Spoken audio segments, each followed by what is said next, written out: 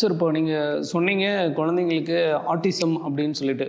இப்போ சொசைட்டியில் இப்போ ஆட்டிசம் அப்படிங்கிறது வந்து பார்த்திங்கன்னா வீட்டுக்கு ஒரு குழந்தை இருக்கிற மாதிரி சூழ்நிலை வந்துருச்சு. எல்லாருக்கும் வந்து என்னென்னா குழந்தைங்க அப்படிங்கும்போது இப்போ நம்ம பெரியவங்களாக இருந்தால் கூட எந்த விஷயத்தையும் இருந்தாலும் தாங்கிக்கலாம். இப்போ குழந்தைங்க அப்படிங்கும்போது அவங்கள நினச்சி பயம் அதிகமாகுது. அதை வந்து குழப்பங்களும் என்ன செய்கிறதுனே நிறைய பெற்றோர்களுக்கு குழம்பியிருக்காங்க. இப்போ அது இல்லாமல் ஒரு மெடிசன்ஸ் எல்லாம் எடுக்க விடுறது வந்து குழந்தைங்க அப்படிங்கும்போது யோசனையாக இருக்கும். இப்போ நீங்கள் டச் பண்ணாமல் டிஸ்டன்ஸ் ஹீலிங் அப்படிங்கிற மெத்தடில் தான் இந்த ஆட்டிசத்துக்கு சரி பண்ணிகிட்ருக்கீங்க. ஸோ அதை பற்றி இப்போ இந்த ஆட்டிசம் பாதிக்கப்பட்ட பெற்றோர்கள் வந்து எப்படி இருக்கணும், இது வந்து எதனால் வருது, இது இது எது பண்ணுனா சரியாயிரும் அப்படிங்கிற ஒரு விளக்கத்தை கொடுத்தீங்கன்னா பேரண்ட்ஸ் கொஞ்சம் பயப்படாமல் இருப்பாங்க. பயப்படாமல் இருப்பாங்களான்னு நான் சொல்ல முடியாது. ஏன்னா அந்த குழந்தைங்க வந்து டாக்டர் பொறுத்த வரைக்கும் இப்படி தான் இருப்பாங்க, இதோட கொஞ்சம் பெட்டர் ஆவாங்க அப்படிங்கிறத சொல்லிடுவாங்க. ஸோ ஆல்மோஸ்ட் லைக் ஒரு குட்டி குட்டி ட்ரைனிங் வச்சு தான் அவங்களுக்கு கம்யூனிகேட் பண்ண முடியும். அந்த மாதிரி தான் அவங்களுக்கு டாக்டர்ஸ் வந்து ஹோப் கொடுத்துருப்பாங்க. ஸோ என்கிட்ட அந்த மாதிரி வரக்கூடிய பெற்றோர்களுக்கு நிறைய சிகிச்சை தேவைப்படும். அதில் 2 வகையான ஆட்கள் நான் பார்க்குறேன். ஒருத்தர் வந்து என் பிள்ளை எப்படியாவது சரி பண்ணி பிரமாதமான நிலைக்கு கொண்டு வரணும் அப்படின்னு நினைப்பாங்க. சில பேர் வந்து அவனுடைய வேலையை அவனாக பார்த்துக்கிட்டா கூட போதும் சார், இப்படி இருக்கிறது எங்களுக்கு ரொம்ப கஷ்டமாக இருக்குது அப்படிங்கிற மாதிரி சொல்லுவாங்க. சில பேர் வந்து ஏதாவது பண்ணுங்க அப்படி வந்து நிற்பாங்க. ஸோ இந்த மாதிரி பெற்றோர்கள்ட்ட நான் மெயினாக சொல்கிறது என்ன சொல்வேன்னா, இது வந்து ஒரு நோய் கிடையாது.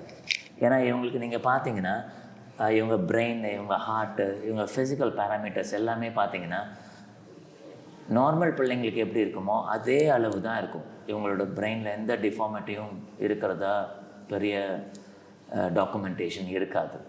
எஸ்பெஷலி ஹைப்பர் ஆக்டிவ் சில்ட்ரனாக இருந்தாங்கன்னா அவங்களுக்கு அந்த மாதிரி ஒன்றுமே இருக்காது. ஸோ அப்படின்னா இவங்களுக்கு வந்து ஃபிசிக்கல் ப்ராப்ளம் கிடையாது. It is more a psychological condition ஆக்சுவலாக. ஸோ இந்த கண்டிஷன் ஹேண்டில் பண்ணணுன்னா இதுக்கு என்ன காரணங்கிறது தெரிஞ்சுக்கணும். காரணம் வந்து இவங்களோட எனர்ஜி சென்டர்ஸில் இருக்கக்கூடிய சில சக்ராஸ் வந்து ரொம்ப குட்டியாகவோ இல்லை ஓவர் ஆக்டிவேட்டடாக இருக்கிறதுக்கு வாய்ப்பு இருக்குது. Complete imbalance of energy centres இருக்கும். ஸோ நம்ம என்ன பண்ண பார்க்குறோன்னா, இதை வந்து கண்டிப்பாக ஒரு மேஜிக்கலாக ஒரு ஃபியூ ஹீலிங்ஸில் சரி பண்ண முடியும்னு சொல்கிறத விட இதை நீண்ட நாட்கள் நம்ம சிகிச்சை பண்ண வேண்டியிருக்கும். சில சமயம் வருஷ கணக்கில் கூட நம்ம செய்ய வேண்டியிருக்கும். ஏன்னா இது வாழ்நாள் முழுக்க அவங்க பிரமாதமாக சிந்திச்சு சக்ஸஸ்ஃபுல் ஆகிறதுக்கு தேவையான பயிற்சி மாதிரி. ஸோ அவங்க பிரெயினை அப்கிரேட் பண்ணுற அளவுக்கு அவங்களோட இன்ட்யூஷன் லெவலில் கொண்டு வந்து அவங்களோட ஆக்டிவிட்டியை நார்மலைஸ் பண்ணி சுயமாக சிந்திக்கக்கூடிய அளவுக்கு அவங்க மைண்ட் அண்ட் பாடி கோஆர்டினேஷன் கொண்டு வர்ற அளவுக்கு அவங்கள இன்டெலிஜென்ட் ஆக்கணும்னா நம்ம செய்யணும். இதுக்கு பெற்றோர்களோட உதவி மிக முக்கியமாக தேவை. சில பெற்றோர்கள் என்ன பண்ணுறாங்க, ஆட்டிசம் பிள்ளையாக இருக்குன்னா அவங்களுக்கு பார்க்குறதுக்கு நல்லா தான் இருக்கான், அதனால் நார்மல் ஸ்கூலில் போட்டுடலாம்.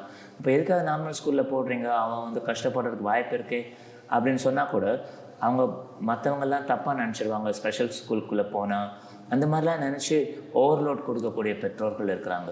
ஸோ அவங்களுக்குலாம் நான் என்ன சொல்லுவேன்னா, இது வந்து உங்கள் குழந்தைகள் மட்டும் இல்லை உங்களையும் பாதிக்கும்.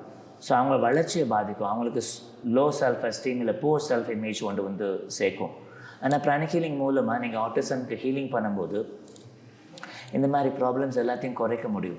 முதல் 2-3 ஹீலிங்கில் கூட அந்த ஹைப்பரான ஆக்டிவிட்டி குறைஞ்சி அவன் காம் டவுன் ஆகுறது, ஃபோக்கஸ் கான்சன்ட்ரேஷன் வர்றது, ஐ கான்டாக்ட் பெட்டர் ஆகிறது, பேசாத பிள்ளைங்கள்லாம் 1-2 வார்த்தைகள் அடிஷ்னலாக ஆட் பண்ணுறது, ஒரு 10-15 ஹீலிங்கில் சாய்ஸ் ஆஃப் வேர்ட்ஸ் இது வரைக்கும் சொல்லாத வார்த்தைகள் அவங்க சொன்னது, சில ஆக்டிவிட்டீஸ் வந்து ஃபார் எக்ஸாம்பிள் டாய்லெட் போனால் அவனுக்கு வந்து இருந்து இவங்க தான் எல்லாம் பண்ணி விட்ற மாதிரி இருக்கும், ஆனால் அவனே ஃப்ளஷ் பண்ணுறது, அவனே போய் டேப் மூடுறது, இது மாதிரி இது வரைக்கும் அவங்க பார்க்காத சில விஷயங்கள் ஒரு 10-12 நாளுக்குள்ளே நடக்கிற மாதிரி சொல்லுவாங்க. இது அவங்களுக்கு நிறைய கான்ஃபிடென்ஸ் கொடுக்கும். அந்த சிச்சுவேஷன்லேருந்து எக்ஸப்ஷனலி இன்டெலிஜென்ட்டாக ஒரு ப்ரேயர் மனப்பாடம் பண்ணி சொல்கிறதுலேருந்து ட்ராமாவில் ஆக்ட் பண்ணி இன்னும் பெஸ்ட் டெஸ்டிமோனியல்ஸாக மேத்தமெட்டிக்கல் ஃபார்முலாஸ் எல்லாம் க்ரியேட் பண்ணுற அளவுக்கு இந்த பிள்ளைங்க இருக்கிற டெஸ்டிமோனியல்ஸ் நான் வச்சுருக்கேன். இப்போ கூட ஒரு 10-12 சில்ட்ரனுக்கு நான் கண்டினியூஸாக ஹீலிங் பண்ணிகிட்ருக்கேன் ஆட்டிசம் பொறுத்த வரைக்கும். ஸோ அதனால் அவங்க பெற்றோர்களுக்கும் உதவி தேவை. அவங்களுக்கு சைக்கலாஜிக்கலாக நிம்மதியாக வாழணும், அவங்க தான் அந்த பிள்ளைங்களை பொறுப்பாக பார்த்துக்கணும் அப்படின்னா எக்கச்சக்கமான பொறுமை அவங்களுக்கு தேவை. அந்த பொறுமை இல்லாத பட்சத்தில் ரிலேஷன்ஷிப் அவங்களுக்குள்ளே மோசமாகறதுக்கான வாய்ப்புகள்லாம் இருக்குது. ஸோ இது எல்லாத்துக்கும் தீர்வு கொடுக்குற மாதிரி தான் கிராண்ட் மாஸ்டரோட பிராண மனவியல் சிகிச்சை ஆர் பிராணிக் சைக்கோதெரப்பி யூஸ்ஃபுல்லாக இருக்குது. இந்த மாதிரி யாராவது ரிலேட்டிவ்ஸு ஃப்ரெண்ட்ஸு இருந்தாங்கன்னா நீங்கள் தைரியமாக எங்களை காண்டாக்ட் பண்ண சொல்லலாம். அவங்களுக்கு கிளாரிட்டி ப்ளஸ் ஹெல்ப் எங்களால் ஷோராக பண்ண முடியும்.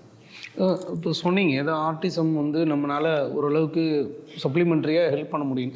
இப்போ வந்து இதை அவங்க பேரண்ட்ஸே செஞ்சுக்க முடியுமா இந்த பயிற்சி கற்றுக்கிட்டு? Very good question sir. இதை நாங்கள் ரெக்கமெண்டும் பண்ணுவோம். ஏன்னா இது ரொம்ப நாள் செய்ய வேண்டிய ஒரு ஹீலிங் மாதிரி இருக்கும். இது மாதிரி ஃபார் எக்ஸாம்பிள் நீங்கள் வந்து ஒரு ஹை பிளட் ப்ரெஷருக்கு நீங்கள் மாத்திரை சாப்பிட்றீங்கன்னு வச்சுக்கோங்க. அதை ஒரு மாதம் சாப்பிட்டு நிறுத்த முடியாது. முக்கால்வாசி வந்து உங்கள் லைஃப் லாங் கண்டினியூ பண்ணுற மாதிரி இருக்கும் இல்லையா? அதே மாதிரி இந்த சிகிச்சை வந்து தொடர்ந்து செய்ய வேண்டிய ஒரு சிகிச்சை மாதிரி இருக்கும். அப்போ எங்களை சார்ந்து இல்லாமல் பெற்றோர்களே இதை கற்றுக்கிட்டாங்கன்னா அவங்களுக்கு வந்து ஒரு பெரிய பேக்கப் மாதிரி சப்போர்ட் பண்ண முடியும்.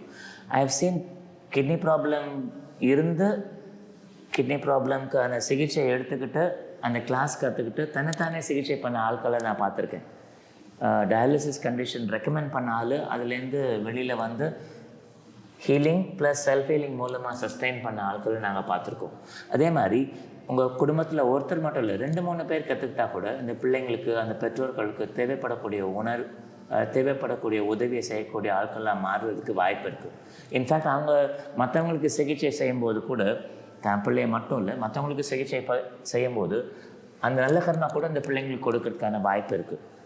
இதையும் நம்ம வந்து ஒரு முக்கிய பாயிண்ட்டை நான் கண்டிப்பாக சொல்லுவோம். நம்ம அவங்களை கற்றுக்க சொல்லுவோம். கண்டிப்பாக நீங்கள் இதை கற்றுக்கிறதுக்கு வந்து எக்ஸாம் எழுதணும்னு அவசியம் இல்லை. நீங்கள் வந்து நீட் எக்ஸாம் எழுதி பாஸ் பண்ணணும்னு அவசியம் இல்லை. இதுக்கு டெக்ஸ்ட்டு இதெல்லாம் கிடையாது. நீங்கள் வந்தீங்கன்னா 2 நாள் வந்து பேசிக்காக உங்களுக்கு கிளாஸஸ் வந்து ஐயா சொல்லிக் கொடுப்பாங்க. இதை நீங்கள் கற்றுக்கிட்டு உங்கள் பேர பிள்ளைகளுக்கோ அல்லது வந்து உங்களுடைய குழந்தைங்களுக்கோ நீங்களே கற்றுக் கொடுத்துக்கலாம் அப்படின்னு.